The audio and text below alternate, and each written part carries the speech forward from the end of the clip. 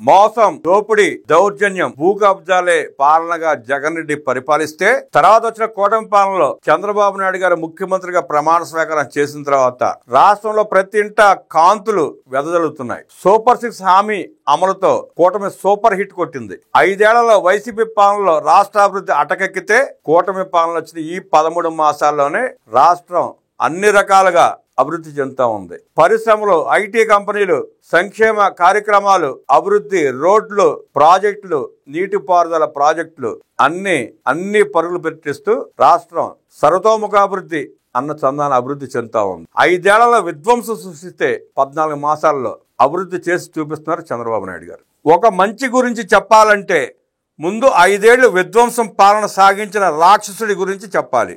ఆ రాక్షసుడే జగన్ రెడ్డి. 2019, 2024 మధ్య కాలంలో విధ్వంసం, వినాశమే అజెండాగా రాక్షస పాలన సాగించాడు జగన్ రెడ్డి.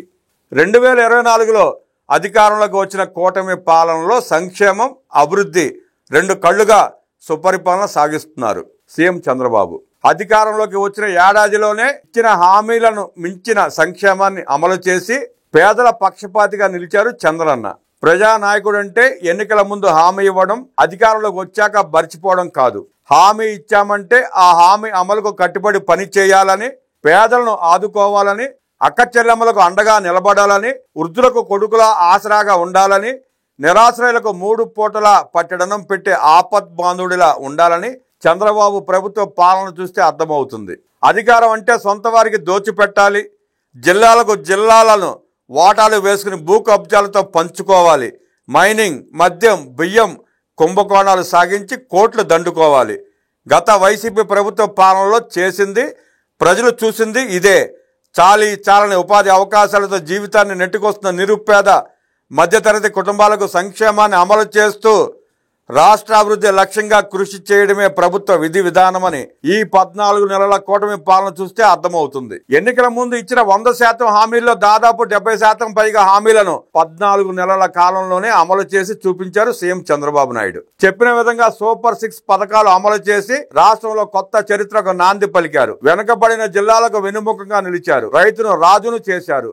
చేనేతకు చేయూతనందించి మత్స్యకారులకు ఇచ్చిన మాటను నిలబెట్టుకున్నారు.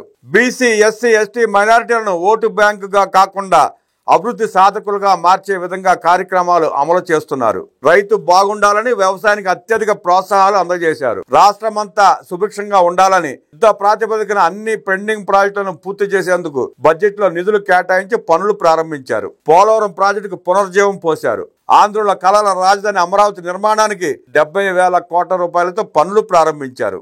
వృద్ధులు, వితంతువులు, దివ్యాంగులకు ఆర్థిక భరోసానిచ్చే పెన్షన్ పెరిగింది. మత్స్యకారులకు వేట నిషేధ భృతి అందింది. పేదలు, నిరాశ్రయులకు 3 పూటల 5 రూపాయలకే పట్టెడన్నం దొరుకుతోంది. చేనేతలు, నాయి బ్రాహ్మణులకు విద్యుత్ రాయితీ అందింది. గుంతలు లేని రహదారుల్లో వాహనాలు పరుగులు తీస్తున్నాయి. అన్నదాతకు ధాన్యం సొమ్ము 24 గంటల్లోనే వారి ఖాతాల్లో జమ అయింది. ప్రతి జిల్లాకు పరిశ్రమలు వస్తున్నాయి. రాయలసీమ సోలార్ హబ్ గా మారుతోంది. బీసీ, ఎస్సీ, ఎస్టీ మైనారిటీలకు సబ్ప్లాన్ నిధులు దారి మళ్లకుండా సంక్షేమానికే వినియోగిస్తున్నారు. విశాఖకు ఐటీ కంపెనీలు వచ్చాయి. అమరావతి రాజధాని నిర్మాణ పనులు మొదలయ్యాయి. విశాఖ ఉక్కు పరిశ్రమ ప్రైవేటీకరణ ఆగింది. 11,400 కోట్ల రూపాయల ప్రత్యేక ప్యాకేజీ వచ్చింది. విశాఖపట్నానికి రైల్వే జోన్ కార్యాలయం వచ్చింది. రాజధాని ప్రాంతానికి కొత్త రైల్వే లైన్ వచ్చింది. పోర్టు నిర్మాణ పనుల్లో వేగం పెరిగింది. గంజాయి అక్రమ రవాణా ఆగింది. దేవాలయాల్లో దోప నైవేద్యాలు సాగుతున్నాయి. అర్చకులు, ఇమాం, మౌజములు, పాస్టర్లకు గౌరవ వేతనాలు అందుతున్నాయి. కార్మికులకు చేతి నిండా ఉపాధి దొరికింది. గ్రామాల అభివృద్ధికి సర్పంచులకే అధికారాలు లభించాయి. నాణ్యమైన మద్యం తక్కువ ధరకే లభిస్తోంది. ఉచితంగా ఇసుక దొరుకుతోంది. టీటీడీ ప్రక్షాళన జరిగింది. భూ కబ్జాలు ఆగాయి. ప్రభుత్వ కార్యక్రమాల్లో రాజకీయ జోక్యం తగ్గింది. పేదల ఇంటికే రేషన్ బియ్యం చేరుతోంది. గత వైసీపీ ప్రభుత్వం 5 ఏళ్ల పాలనలో 12 లక్షల కోట్ల రూపాయల బడ్జెట్ను ప్రవేశపెట్టింది. కనీసం 10% అంటే 1,00,000 కోట్లు కూడా సాగునీటి ప్రాజెక్టుల కోసం ఖర్చు చేయలేదు. పేదల సంక్షేమం గురించి ఆలోచించలేదు. వెనకబడిన జిల్లాల పురోగతికి బాటలు వెయ్యలేదు. పరిశ్రమల స్థాపనకు చర్యలు తీసుకోలేదు. రైతులకు అండగా నిలవలేదు. భవన నిర్మాణ కార్మికులకు బాధ్యత ఇవ్వలేదు. మహిళల ఆర్థిక పురోభివృద్ధికి చర్యలు తీసుకోలేదు. ఇసుకను అధిక ధరకు విక్రయించి సొమ్ము చేసుకుంది. మద్యం విధానంలో కొత్త పాలసీని తీసుకొచ్చి ప్రభుత్వమే మద్యం అమ్ముతుందని నమ్మించి కోట్లు దోచేశారు. పేదలకు పంచాల్సిన రేషన్ బియ్యాన్ని అక్రమంగా పక్కదారి పట్టించి కోట్ల రూపాయల దోపిడీకి తెరతీశారు. జగనన్న కాలనీల పేరుతో పేదలకు ఇళ్లు ఇస్తున్నామని మభ్యపెట్టి వైసీపీ నేతలే దోచుకున్నారు. ల్యాండ్ గ్రాబింగ్ కు తెరతీశారు. రాయలసీమ బిడ్డని చెప్పుకునే జగన్ రెడ్డి రాయలసీమలో ఒక్క సాగునీటి ప్రాజెక్టును పూర్తి చేయకపోగా ఒక్క పరిశ్రమను కూడా తీసుకురాలేదు. ఉత్తరాంధ్రను రాజధాని చేస్తానని నమ్మబలికి ఉత్తరాంధ్ర ఊపిరి తీశాడు. విశాఖలో పరిశ్రమలు రాకపోగా జగన్ పాలన చూసి ఉన్న పరిశ్రమలే పారిపోయాయి.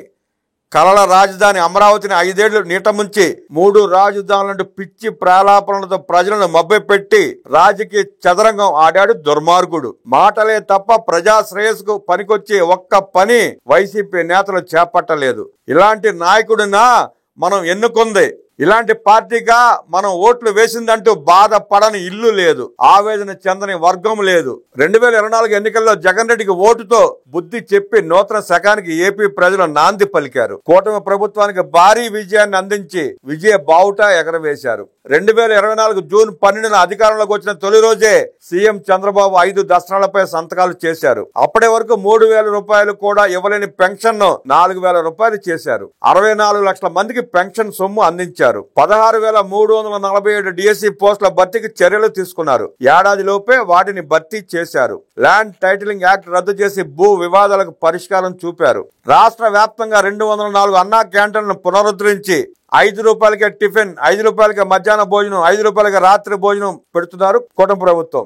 యువతకు ఉపాధి అవకాశాలు కల్పించే దిశగా స్కిల్ సెన్సస్ ఫైల్ పై సంతకం చేశారు. అధికారం చేపట్టిన తొలి రోజే చెప్పిన హామీలను అమలు చేసి చంద్రబాబు పేద ప్రజల గుండెల్లో నిలిచారు. యువగళం పాదయాత్రలో నారా లోకేష్ ఇచ్చిన హామీ మేరకు యువగళం పథకం ద్వారా రాష్ట్రంలో 5 ఏళ్లలో 20 లక్షల ఉద్యోగాలు కల్పించే విధంగా కూటమి ప్రభుత్వం అడుగులేస్తోంది. రాష్ట్రంలో నిరుద్యోగాన్ని పారదోలి యువతకు భరోసా కల్పిస్తూ అనేక పరిశ్రమలు తీసుకొచ్చేందుకు కృషి చేసింది.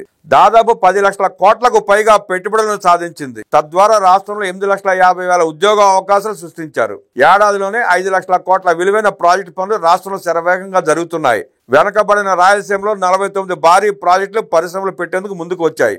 సుమారుగా 1,59,000 కోట్ల రూపాయల పెట్టుబడులు రాగా 1,25,000 మందికి ఉపాధి అవకాశాలు లభించబోతున్నాయి. అధికారంలోకి వచ్చిన రోజు నుంచే సూపర్ 6 పథకాల అమలుకు సీఎం చంద్రబాబు శ్రీకారం చుట్టారు.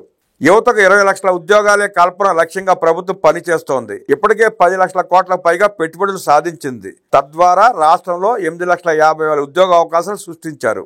ఒక్కో విద్యార్థికి 15,000 చొప్పున తల్లికి వందనం పథకాన్ని అమలు చేసింది. 67,27,000 మంది విద్యార్థుల తల్లుల ఖాతాల్లో 8,745 కోట్ల రూపాయలు జమ చేశారు. అన్నదాత సుఖీభావ పథకానికి కేంద్రం నిధులు జోడించి రైతుల ఖాతాలకు జమ చేసింది. 47 లక్షల మంది రైతులకు ఈ పథకం అమలు చేశారు. దీపం 2 పథకం ద్వారా 1 కోటి మందికి పైగా మహిళలకు 3 ఉచిత గ్యాస్ సిలిండర్లు సరఫరా చేస్తోంది ప్రభుత్వం. ఏడాదిలోనే ఒకేసారి 3 సిలిండర్లకు గాను గ్యాస్ కంపెనీలకు చంద్రబాబు ప్రభుత్వం ముందుగానే డబ్బులు చెల్లించింది. నిరుపేద రహిత రాష్ట్రంగా ఏపీని ఆవిష్కరించేందుకు P4ను ప్రభుత్వం అమలు చేస్తోంది. స్త్రీ శక్తి పథకం ద్వారా మహిళలకు ఉచిత బస్సు ప్రయాణాన్ని కల్పించింది. సుమారు 2,000 కోట్ల రూపాయలకు పైగా ఏటా ప్రభుత్వంపై భారం పడనుంది. గత వైసీపీ ప్రభుత్వం రాష్ట్ర ప్రజలపై 10 లక్షల కోట్లు అప్పు పెట్టి వెళ్లిపోయింది. ఏడాదికి సుమారు 60,000 కోట్ల రూపాయల వడ్డీ అసలు చెల్లించడానికే సరిపోతోంది. ఇంత అప్పుల్లో ఉన్న రాష్ట్రాన్ని అభివృద్ధి పథంలో నడిపేందుకు ముఖ్యమంత్రి చంద్రబాబు తన అనుభవంతో పథకాలను అమలు చేస్తూనే పెట్టుబడుల సాధనకు కృషి చేస్తున్నారు. 10 లక్షల కోట్ల రూపాయలకు పైగా అప్పులున్నా కూడా ఏడాదిలోనే సుమారుగా 70% పైగా హామీలను అమలు చేసి చరిత్రలో నిలిచిపోయారు చంద్రబాబు. మహిళా సంక్షేమానికి సీఎం చంద్రబాబు పెద్దపీట వేశారు. డ్వాక్రా మహిళలకు వడ్డీ లేని రుణాలు 5 లక్షల నుంచి 10 లక్షలకు పెంచారు. అంగన్వాడీ ఆశా వర్కర్లకు 1,50,000 రూపాయల మేర గ్రాట్యుటీ అందజేస్తున్నారు. 175 నియోజకవర్గాల్లో 175 MSME పార్కులు ఏర్పాటుకు శ్రీకారం చుట్టారు. గుంతలమయమైన రోడ్ల వల్ల జగన్ పాలనలో రోడ్ల ప్రమాదాల్లో 43,000 మంది మృతి చెందారు. కూటమి ప్రభుత్వం వచ్చిన వెంటనే 20,000 కిలోమీటర్ల రోడ్లను 900 కోట్ల రూపాయలు ఖర్చు చేసి మరమ్మతులు చేసింది. ఉచిత ఇసుక విధానంతో 125 వృత్తులు వ్యాపారులకు ఉపాధి బాటలేసింది. 40 లక్షల భవన నిర్మాణ కార్మికులకు చేతినిండా పని దొరికింది. ఫీజు రియంబర్స్మెంట్, ఆరోగ్యశ్రీ, ధాన్యం కొనుగోలు, ఉద్యోగుల వేతనాలు, కాంట్రాక్టర్ల బిల్లులు ఇలా గత ప్రభుత్వం పెట్టిన బకాయిల్లో 24,000 కోట్ల రూపాయలు చెల్లింపులు చేసింది. సబ్ ప్లాన్ నిధులు దారి మళ్లించకుండా బీసీ, ఎస్సీ, ఎస్టీ, మైనార్టీల స్వయం ఉపాధి పథకాలను అమలు చేస్తోంది. ఎన్నికల ముందు ఇచ్చిన హామీ ప్రకారం సుప్రీంకోర్టు తీర్పు మేరకు ఎస్సీ వర్గీకరణ అమలుకు శ్రీకారం చుట్టింది. ఆంధ్రుల జీవనాడి పోలవరం ప్రాజెక్టు నిర్మాణానికి కేంద్రం నుంచి 12,157 కోట్లు సాధించగలిగింది కూటమి ప్రభుత్వం. ఏపీ బడ్జెట్లో 6,705 కోట్ల రూపాయలు కేటాయించింది. రాష్ట్ర వ్యాప్తంగా ఉన్న సాగునీటి ప్రాజెక్టుల కోసం 18,000 కోట్ల రూపాయలు ఖర్చు చేస్తోంది. నిర్వాసితులకు R&R ప్యాకేజీ కింద గత వైసీపీ ప్రభుత్వం ఒక్క రూపాయి కూడా చెల్లించలేదు, కేటాయించడం కూడా లేదు. కూటమి ప్రభుత్వం ఏడాదిలోపే 1000 కోట్లు చెల్లించింది. 990 కోట్లతో పోలవరం కొత్త డయాఫ్రమ్ వాల్ నిర్మాణం పనులు మొదలుపెట్టింది. వరదల్లోనూ పోలవరం పనులు చక్కచక్క సాగుతున్నాయంటే అది చంద్రబాబు ముందు చూపునకు నిదర్శనం. ఉత్తరాంధ్రకు గోదావరి నీటిని అందించాలన్న సంకల్పంతో 1000 కోట్ల రూపాయలతో 8 దశల్లో ఉత్తరాంధ్ర సుజల స్రవంతి పనులు శరవేగంగా జరుగుతున్నాయి. తోటపల్లి, వంశధార వంటి ప్రాజెక్టులకు నిధులు కేటాయించింది.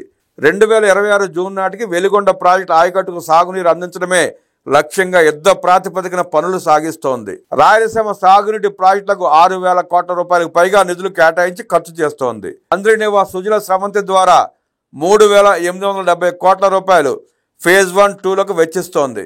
తర్వాత 12 పంపుల ద్వారా రాయలసీమకు 40 టీఎంసీ నీటిని ఎత్తిపోసేలా కాల్వల విస్తరణ చేపట్టింది. శ్రీశైలం, ధవళేశ్వరం ప్రాజెక్టుల పటిష్టతకు 330 కోట్ల రూపాయలు ఖర్చు చేస్తోంది. లక్షల ఎకరాల ఆయకట్టుకు సాగునీరు అందించే కృష్ణా, గోదావరి డెల్టా కాల్వల మరమ్మతులు, మెయింటెనెన్స్ కోసం 600 కోట్ల రూపాయలు వెచ్చిస్తోంది. విజయవాడకు వరదలు రాకుండా శాశ్వత పరిష్కారం చూపే దిశగా 39 కోట్ల రూపాయలతో బుడమేరు వాగును పటిష్టపరిచింది. రిటర్నింగ్ వాల్ నిర్మించి విజయవాడ ప్రజలకు అండగా నిలిచింది. జూలై మాసంలోనే శ్రీశైలం ప్రాజెక్టు నుంచి నీటిని దిగువకు విడుదల చేసేలా చర్యలు తీసుకుంది. వేసవి కాలంలోనూ 600 టీఎంసీ నీటిని నిల్వ చేసుకుని ప్రజలకు సాగు, తాగునీటికి ఇబ్బంది లేకుండా ప్రభుత్వం చర్యలు తీసుకుంది. ప్రస్తుతం రాష్ట్ర వ్యాప్తంగా 2,050 టీఎంసీ నీరు వివిధ ప్రాజెక్టులు, జలాశయాలు, చెరువుల ద్వారా నిల్వ చేయగలిగామంటే అది సీఎం చంద్రబాబు ముందు చూపునకు నిదర్శనం కాకపోదు. గత పాలకుడిలా మాటలు చెప్పి మోసం చేయడం కాకుండా ఇచ్చిన మాటకు కట్టుబడి చెప్పినట్టుగానే అధికారంలోకి వచ్చిన వెంటనే హామీలను అమలు చేసి ముఖ్యమంత్రి చంద్రబాబు ఈ 14 నెలల కాలంలో కులం, మతం, ప్రాంతంతో సంబంధం లేకుండా అందరికీ అభివృద్ధి ఫలాలు అందేలా పాలన సాగుతోంది. ఏ ఒక్క వర్గం ఇబ్బంది పడకుండా అందరికీ సంక్షేమం అమలు చేస్తూ రాబోయే 4 ఏళ్ల పాలనలో ఆంధ్రప్రదేశ్ రాష్ట్రాన్ని మరింత అభివృద్ధి చేస్తూ రాజధాని అమరావతిని విశ్వనగరం చేసే లక్ష్యంతో కూటమి ప్రభుత్వం అడుగులేస్తోంది. దేశంలో ఏ రాష్ట్రంలో లేని విధంగా క్వాంటమ్ కంప్యూటింగ్ వ్యవస్థను రాజధాని అమరావతిలో నెలకొల్పి ప్రపంచ పటంలో అమరావతికి ప్రతిష్టాత్మక స్థానం కల్పించే దిశగా కృషి చేస్తోంది. దేశంలోని ఎక్కడా అమలు చేయని విధంగా P4 ద్వారా రాష్ట్రంలో పేదరికం లేని సమాజ ఆవిష్కరణకు ప్రణాళికలు రచించి పేదరికం నుంచి వృద్ధిలోకి తెచ్చేందుకు కృషి చేస్తోంది. కూటమి పాలనలో ప్రతి పల్లె, ప్రతి గడప, ప్రతి కుటుంబం సుఖ సంతోషాలతో విరాజల్లుతోంది. ఇది కదా మనకు కావాల్సిన ప్రభుత్వం. ఇలాంటి నాయకుడిని కదా మనం ఎన్నుకోవాల్సింది. మన సమాజానికి కావాల్సింది అని తెలుగు ప్రజలు గర్వపడుతున్నారు. రాబోయే 4 ఏళ్లలో దేశంలోని ప్రముఖ నగరాలతో పోటీ పడేలా అమరావతి ఉండబోతోంది అనడంలో ఏమాత్రం సందేహం లేదు. విలనిజం ఉన్న నాయకుడు పోయి విజనరీ నాయకుడు మనకు వచ్చాడు. అంతా మంచే జరుగుతుంది. మరింత మంచి కాలం ముందుందని ప్రజలు విశ్వసిస్తున్నారు.